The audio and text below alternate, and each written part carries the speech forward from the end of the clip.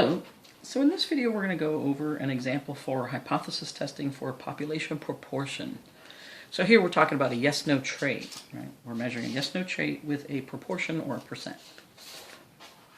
All right, suppose medical testing can detect a particular type of cancer 40% of the time. And trained dogs can also detect the particular type of cancer. In a randomized test, trained dogs correctly identified 83 out of 165 instances of this particular cancer. Can trained dogs detect cancer better than the medical tests? All right. So let's go ahead and label the particular trait is whether the detection of the particular cancer. That's your trait. Right. And your population are your trained dogs, technically your dogs. Right. So the idea, either the dog can detect or cannot detect the particular type of cancer. And let's see here, 40%. Now we're comparing it to 40%. So this is P, right? What we're comparing it to, because we're comparing it to medical testing that can already detect up to 40% of the time. And essentially we want to know, can dogs do better? Right? But let's go ahead and keep going. So 83 is not a number. This is the sample size, right? 83 is part of your sample proportion, 83 out of 165, right? So that'll give you a sample proportion of 50.3%, or 0.503. Now I always keep everything in decimal form when you're doing calculations. Only at the very end in your conclusion would you write percent with a percent sign and, not as a decimal. All right, and this word better is what's going to help me with my alternative. That's my alternative. So essentially we want to know if the proportion of dogs that can detect cancer is better or can detect the cancer at a higher rate than 40%, right? That's the word that tells me that I'm going to use a greater than here. All right, so let's see. We can do an info box just to get things organized. So we would say P equals 40%, N equals 165, and sample proportion is 83 out of 165, or 0.503, right? So that's how it would start out. And now I'm going to have to start my hypothesis, so let me go ahead and write my hypotheses. So in this case, I would write P equals 0.40, or for the alternative, P is greater than 0.40. That's a little a. It's very small. I should make that bigger. All right. So this is the null, and this is the alternative. Now I want to mention here, I'm going to do this in the video because this is what I normally do in my head, but this is a statement here. In the end, when you write your sentence, you have made sentences right here. You're saying the proportion of dogs that can detect cancer is only 40%, or the proportion of dogs that can detect cancer is greater than 40%. So remember, P is the percent of the population with the trait. All right, that's that little piece right there. So when you say P, you're really saying P is the proportion or percent of population with the trait. So when I translate this alternative, this basically says the proportion or percent, let's go ahead and use percent because it's going to give me enough room to write. The percent of dogs that detect cancer is greater than 40%. Right? That's what that actually says. Okay? So we'll come back to that in our conclusion. All right, so there's our first step. We write our hypotheses. Then we want to make sure that conditions are met, because if conditions are met, then we can say, well, this is the distribution of expected samples we should see. So that we have to check all that. So independent, one dog's ability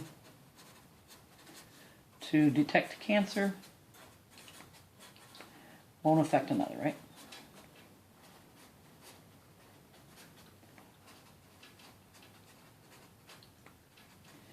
And then, of course, you have 10% rule, N equals 165, right? Is less than 10% of all trained dogs.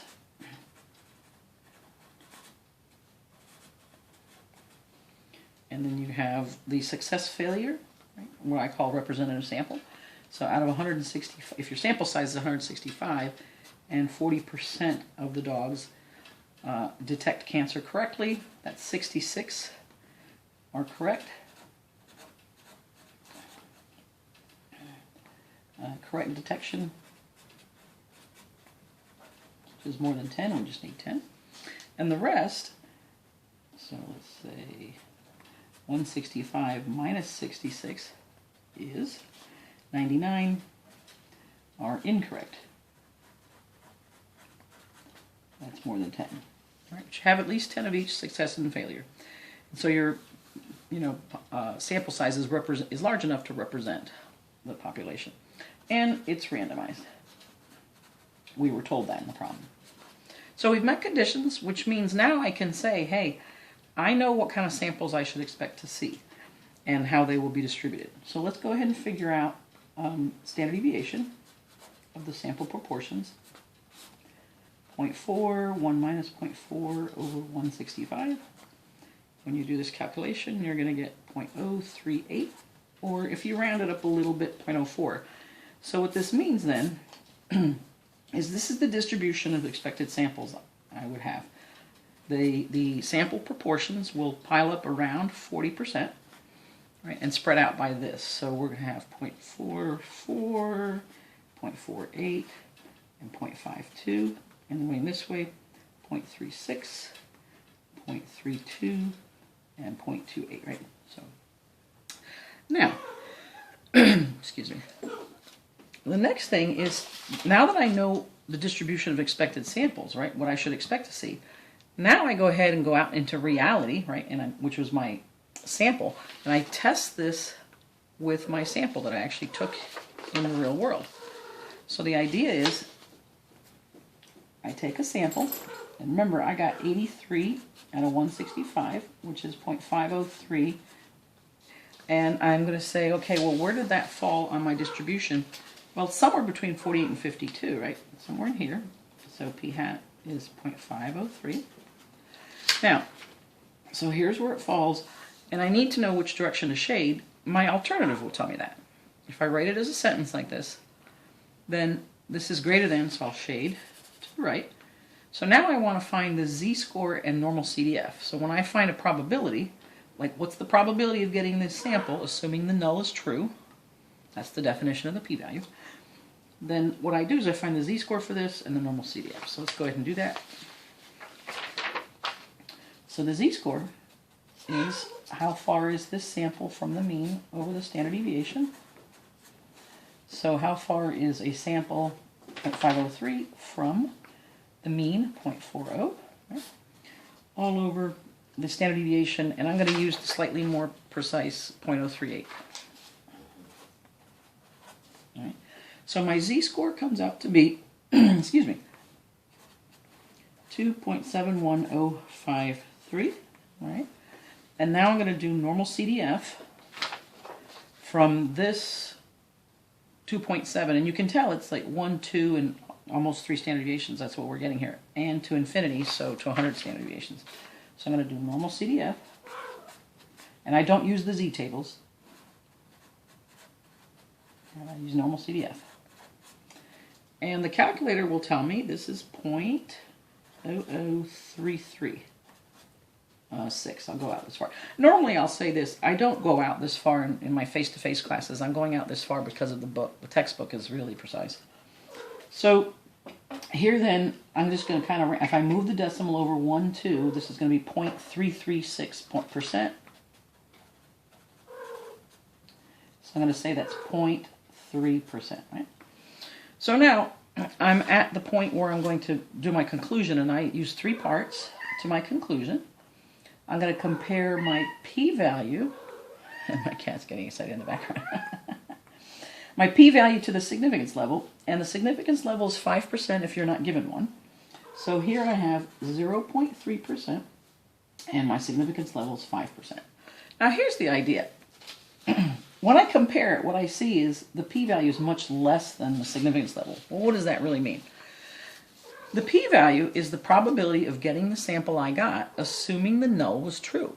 So what was the probability of getting the sample I got? Well, it was very low, 0.3%.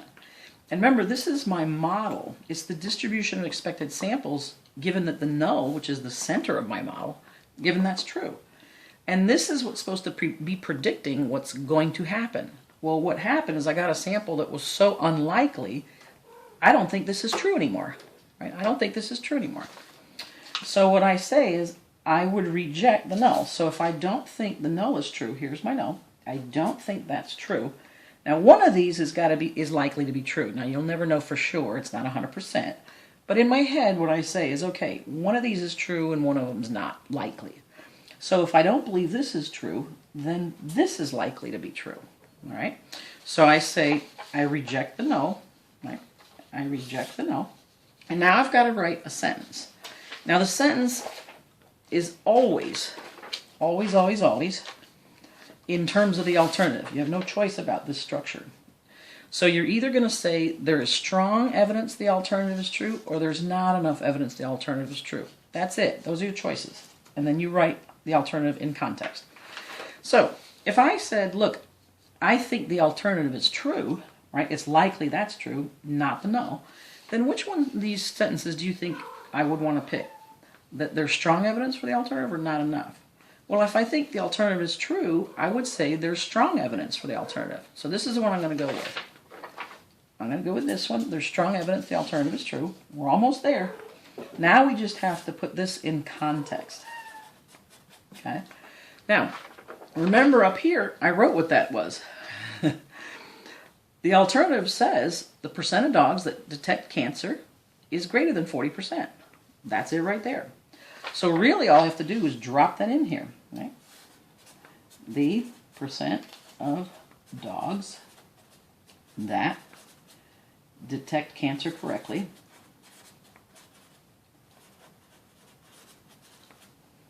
is greater than 40%. Okay? So then I would read this. There's strong evidence that the percent of dogs that can detect cancer correctly is greater than 40%. All right? So putting that together, this is what you get. There's strong evidence that the percent, or you could use proportion, of dogs that can detect cancer is greater than 40%. This is just fine. If you'd like to make it a little bit cleaner, now that you've got the gist of what you're trying to say, you can say there's strong evidence that more than 40% of dogs can detect cancer. And so now, the whole reason we did this is to come to a decision. And the decision would be, would I rather use the medical testing or would I rather use the dogs? Well, I'd rather use the dogs. They seem to be doing better, right? So that's the conclusion to this hypothesis test. Thank you so much for listening.